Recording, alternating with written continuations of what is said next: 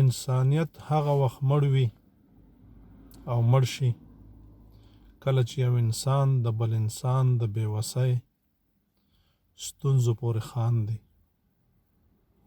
او کله چې یو انسان مسلمان هم وي سره د انسان، سره د اسلام، سره د وجدان، سره د پښتو بیا هم مظلوم ګوري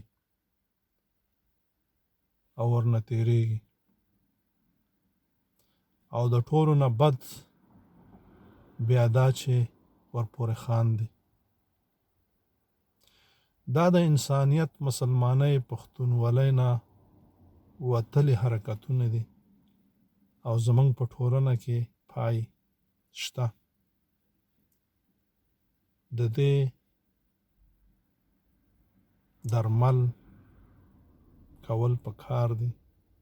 ته به یې کوې، زه به یې کوم، که نه نو ټولنه به د دې نه هم د بدو په خوا روانه شي.